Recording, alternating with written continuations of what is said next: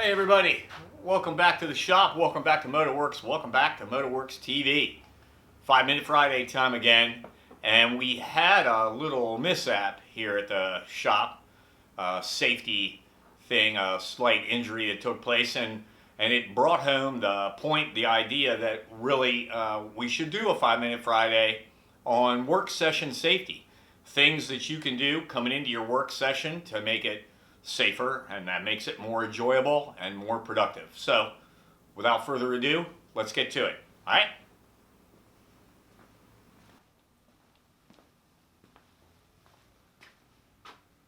Right.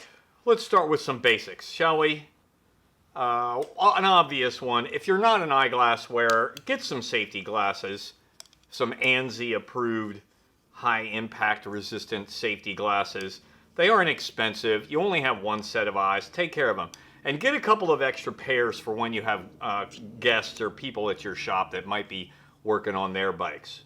Okay, that's a really big one. Next, gloves. Disposable gloves. I wear these pretty much all the time in my work sessions, and you absolutely have to wear these when you are working with harsh chemicals.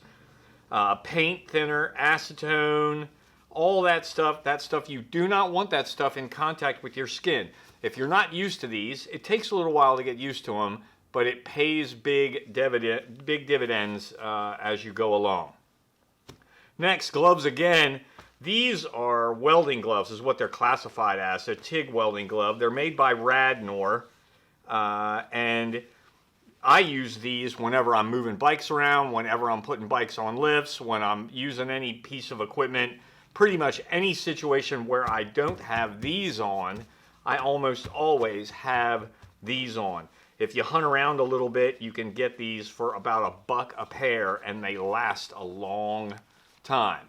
Inevitably, the injuries are going to take place. Okay, so you have stuff like Neosporin, hydrogen peroxide, liquid bandage, and you have good bandages. Waterproof ones tend to stay on better if you're going to keep working after you get a cut.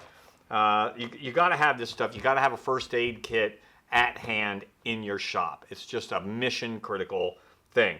Another good thing is an X-Acto knife, a pair of tweezers for when you get that little piece of metal inevitably embedded in your fingertip, that kind of thing. So there's some fundamental stuff for you to keep around, keep on hand, and keep it handy. All right, let's move on to some bike-related stuff. All right, let's go.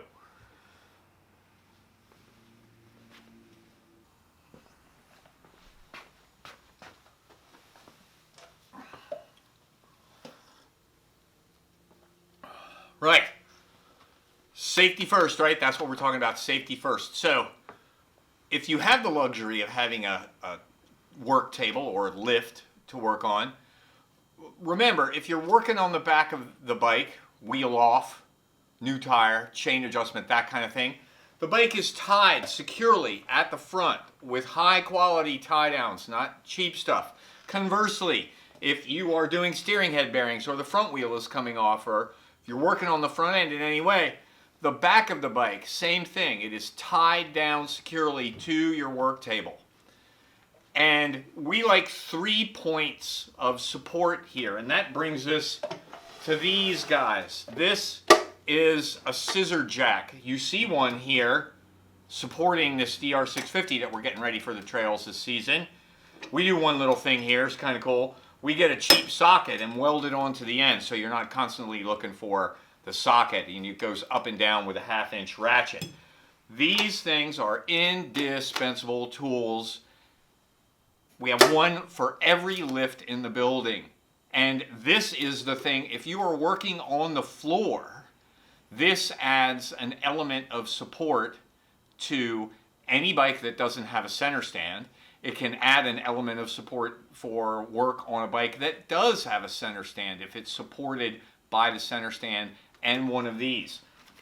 One thing you want to keep in mind as it applies to this tool, very important, you can get them with these little accessories that slide onto them that provide a cradle of support for frame tube or for either end of the underside of the bike you may find that if you put that scissor jack underneath a motorcycle, some motorcycles, they don't like that thing being there because you're lifting up on something that's fragile or sensitive, or it's the engine cases and not the frame, or some aspect that would require you to want to have some smaller blocks spanning it so that whatever is on that lower part of the bike can protrude below the point that you want to support it.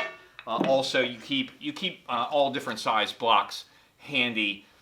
You might be lifting by the rear suspension on a single shock bike, and you'll want to have that under there too. So securely tied in the front when you're working on the back, securely tied in the back when you're working on the front.